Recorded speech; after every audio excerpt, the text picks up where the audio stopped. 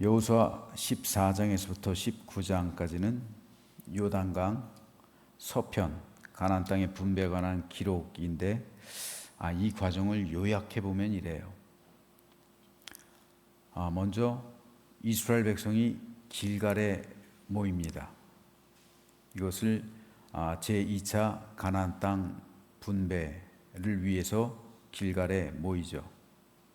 그리고 갈렙이 헤브론 땅을 이때 기업으로 요청합니다. 뒤를 이어서 유다 지파, 에브라임 지파, 므낫세 반 지파가 가나안 땅을 제비 뽑아서 분배받습니다. 그리고 나서 이스라엘 백성들이 또다시 실로에 모입니다. 제3차 가나안 땅 분배를 위함이었습니다. 그리고 이때 베냐민 지파, 시므온 지파, 스불론 지파, 이사갈 지파, 아셀 지파, 납달리 지파, 단 지파가 가나안 땅을 제비 뽑아 분배받습니다. 여기서 우리가 주목해 봐야 할 장면이 4번, 즉 이스라엘 백성이 실로에 모여서 제3차 가나안 땅 분배를 실시했다는 사실입니다. 원래 이스라엘 백성들은 길갈에 모여서 가나안 땅을 분배하기로 했었습니다. 그런데 이 회의에서 가나안 땅을 분배받은 지파는 갈렙이 자원한 것 외에 유다 지파, 에브라임 지파, 그리고 므낫세 반쪽 지파뿐이었습니다. 나머지 7지파는 제비 뽑기에 참여하지 않은 겁니다. 여러 가지 이유가 있겠지만 확실한 이유는 2가지가 있습니다. 첫째로 요셉 자손에 대한 불화 때문입니다. 어제 살펴본 것처럼 요셉 자손은 가나안 땅에서 가장 많은 면적, 가장 큰 면적을 기업으로 뽑았습니다. 그럼에도 그들은 한 번 더 제비 뽑아서 더 많은 기업을 차지하게 해달라고 요청했던 거예요.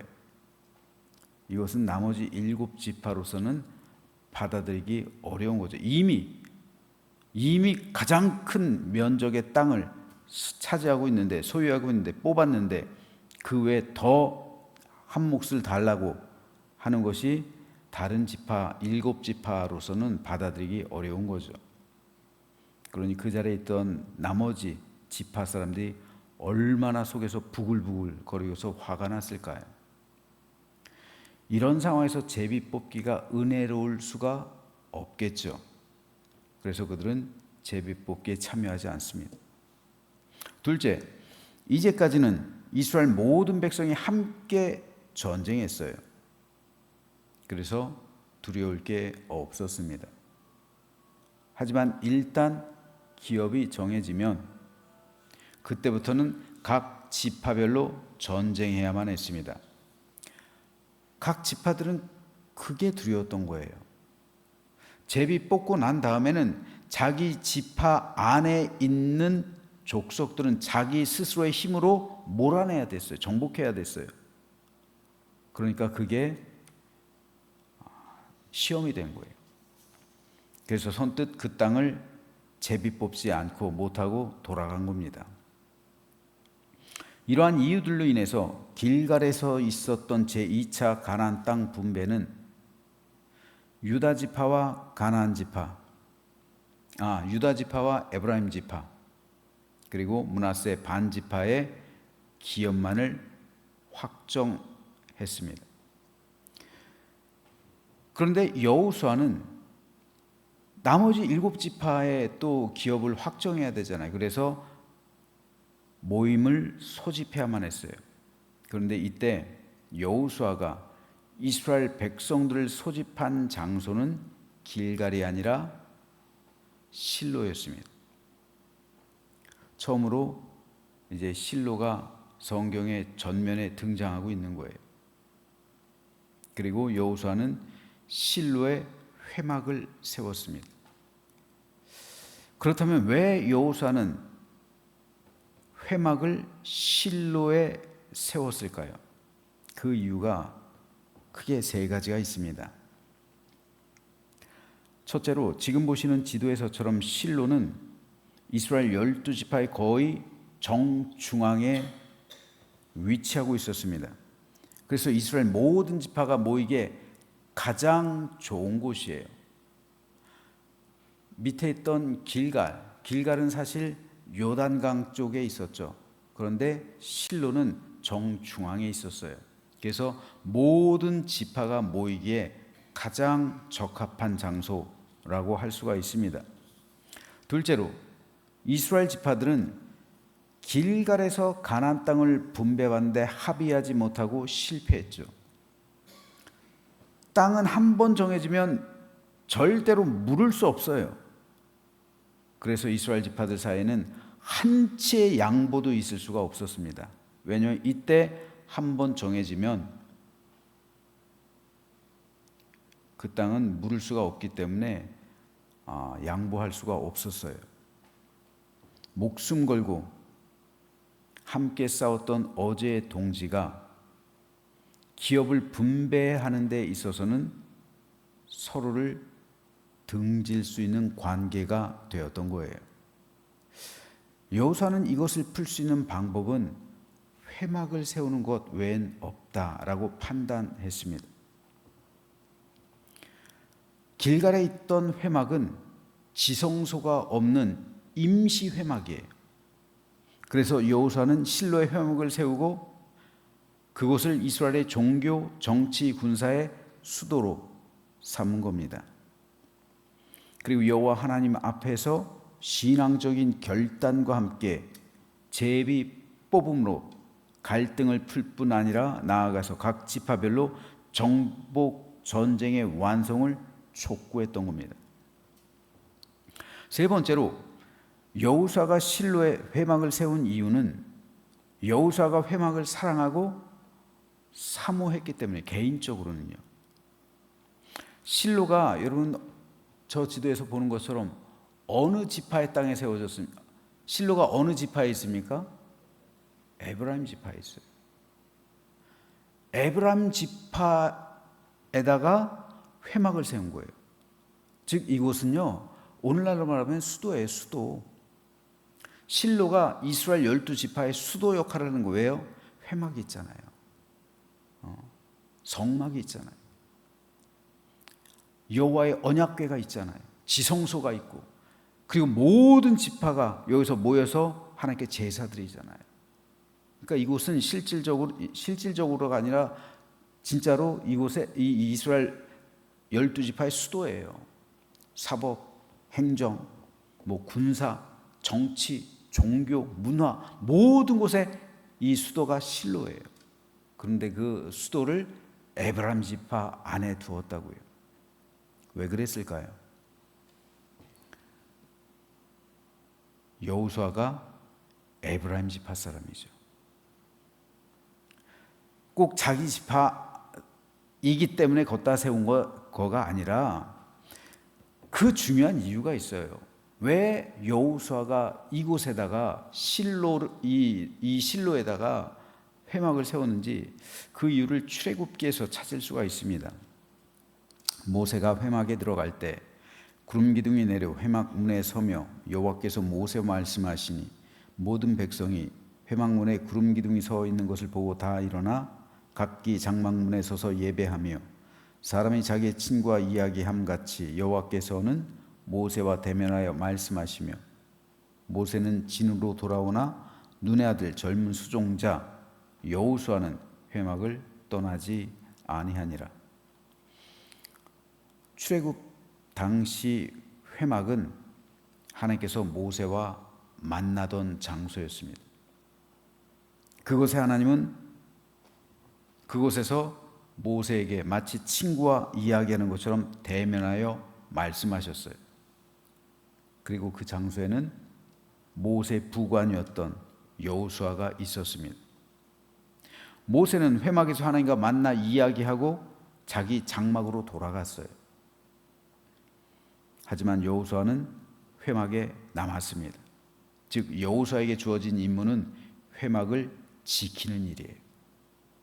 그래서 여호수아는 회막에서 생활했어요. 회막에서 자며 생활한 사람이 성경에 또 한 사람 등장하죠. 누굽니까? 사무엘이죠. 여호수아와 사무엘 둘 다 모두 회막에서 생활했던 사람들이에요. 즉 여호수아가 여기 실로에다가 회막을 세우잖아요. 근데 350년간 그 세운 회막이 존속해요. 언제 이 실로가 파괴돼요? 엘리 제사장 때예요. 엘리 제사장 때 언약궤를 가지고 전쟁에 나갔다가 빼앗기잖아요, 블레셋에게. 그 이후로 실로가 완전히 폐허가 돼요. 그래서 실로는 완전히 그때 이후로 완전히 무너져 버리는 것을 볼 수가 있어요. 그러니까 이 이스라엘의 수도가 완전히 파괴된 거예요. 근데 그 엘리 제사장 때 회막에서 생활했던 사람이 사무엘이에요. 원래는 엘리의 아들 가운데 한 명이 거길 지켜야죠. 근데 그 아들들 전혀 그러지 않았죠. 그래서 하나님의 영이 사무엘에게 임한 거예요. 회막에서 자며 생활했기 때문에. 여호수아와 사무엘의 공통점은 둘 다 모두 회막에서 생활한 사람들. 그래서 여호와의 영이 그들에게 임한 사람들입니다. 여호수아의 영혼의 고향 바로 회막이에요. 그곳에서 여호수아의 신앙 영글어간 겁니다. 완성된 거예요. 그곳에서 여호수아 역시 모세처럼 하나님과 만나 이야기했고, 사무엘 역시 회막에서 하나님을 만나고 하나님과 이야기하고 하나님의 거룩한 종이 된 겁니다. 둘 다 똑같아요. 그래서 여호수아는 회막을 자기 가까이에 둔 거예요. 여호수아가 에브라임 지파이기 때문에 에브라임 지파를 떠날 수 없었기 때문에, 그래서 자기 곁에 그곳을 이 실로의 회막을 세운 겁니다. 언제든 회막에 나아가 하나님을 만나고 하나님과 이야기하고 싶었기 때문에 그렇죠. 자기의 영혼의 고향이 바로 회막이기 때문에 그렇습니다. 회막은 이후에 성전이 되죠. 그렇죠? 왕정시대의 성전이 되잖아요. 회막의 이 정신을 성전이 이어받죠. 그리고 그 성전의 정신을 신약시대엔 교회가 이어받는 거예요. 그래서 오늘에까지 이르는 겁니다. 그러므로 회막에서 하나님을 만나고 하나님과 이야기하는 전통은 성전으로, 그리고 그 성전은 교회로, 그리고 오늘 우리에게까지 이어지고 있는 거예요. 하나님은 모세와 말씀하셨던 것처럼, 또 여호수아와 말씀하셨던 것처럼, 그리고 사무엘과 말씀하셨던 것처럼 오늘도 여전히 하나님 이 교회에 나와 하나님의 교회에 나와 기도하는 성도를 만나 주시고 그 10년 가운데 말씀해 주시고 오늘도 여전히 친밀한 은혜와 사랑을 베풀어 주시는 겁니다. 그러므로 교회에 나와 하나님을 예배하고 찬송하며 하나님께 기도하는 것이 얼마나 큰 축복이고 특권인지 몰라요. 여호수아와 사무엘 모두 하나님의 전을 지키던 자들이에요. 그곳에서 생활한 사람들입니다. 그곳에서 하나님의 영이 임재한 사람들이에요. 그래서 그들은 하나님의 거룩한 종들이 되었습니다. 이것은 여전히 오늘도 동일합니다. 물론 하나님의 은혜는 여러분의 가정에도 흘러요. 여러분의 살아가는 삶의 현장 가운데서도 흘러요. 분명한 사실입니다. 하지만 하나님께서 공식적으로 만나주시겠다 약속하신 것은 바로 교회예요. 따라서 성도는 교회에 오는 것을 즐거워해야 하고 사모해야 하고 사랑해야 합니다. 교회에서 생활할 때 임하는 하나님의 은총과 축복은 엄청난 거예요. 제가 그 경험자예요. 저도 가정 환경으로 보면 아주 불우한 환경, 지금 생각해 보면 굉장히 안 좋은 말들이 나올 수 있는 그런 환경이에요. 그런데 제가 지금 생각해도 그래요. 제가 자라면서 잘한 게 딱 하나 있다면 교회에서 생활했어요. 교회에서 살다시피 했어요. 마침 우리 교회가 우리 집에서 50m도 떨어져 있지 않았어요. 아주 가까웠어요. 우리 석권사님네 집 그 정도? 그 정도도 안 됐어요. 가까웠어야죠. 그래서 학교 가기 전에 교회 들러서 기도하고 가고, 학교에서 올 때도 교회 들러서 기도했어요. 오죽했으면 중학생이 수요 예배까지 드렸겠어요. 때때로 우리 교회도 저런 2층이 있었는데, 제 모교회도요. 저서 잤어요. 기도하면서 잤어요. 그리고 새벽 예배 때 일어나서.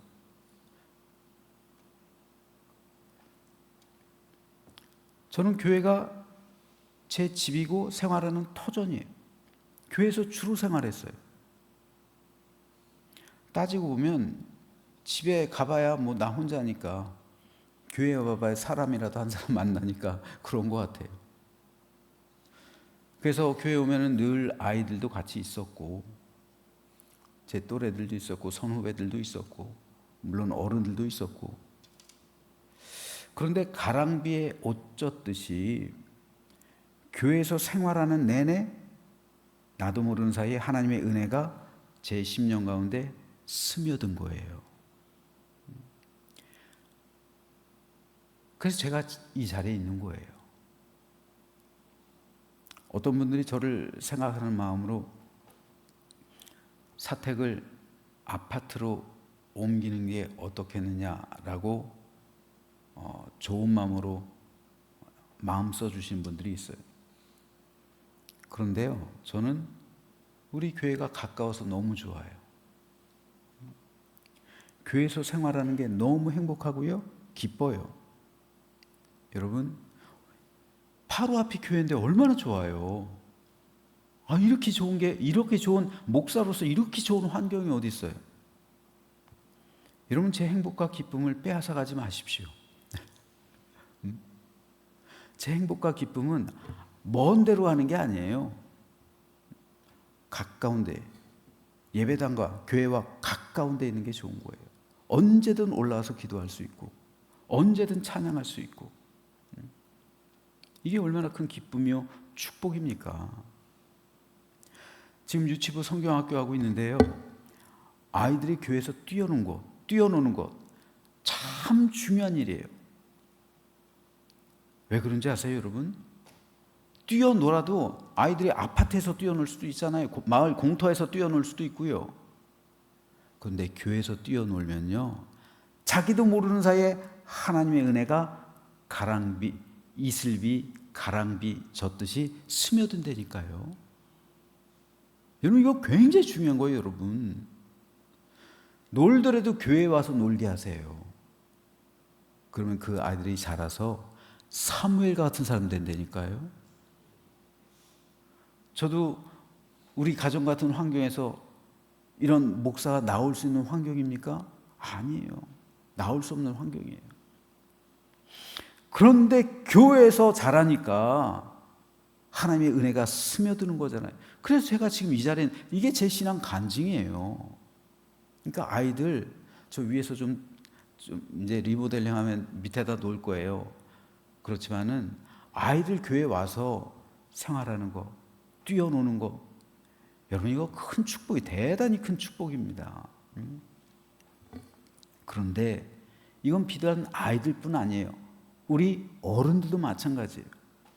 하나님의 교회를 사모하고 교회 나와서 생활하는 시간이 많을수록, 하나님의 교회에서 활동하며 봉사하는 삶이 기쁠수록 그 심령 가운데 하나님의 충만한 은혜와 복이 임하게 되는 겁니다. 그래서 여러분도 할 수 있는 한 자주 교회에 나와서 하나님을 만나고 하나님께 기도드리고 하나님의 응답을 받게 된다면 그 은혜와 축복은 말로 다 할 수가 없는 거예요. 그러므로 여러분, 이 자리에 나오시는 거 잘하셨어요. 될 수 있으면 자주 오십시오.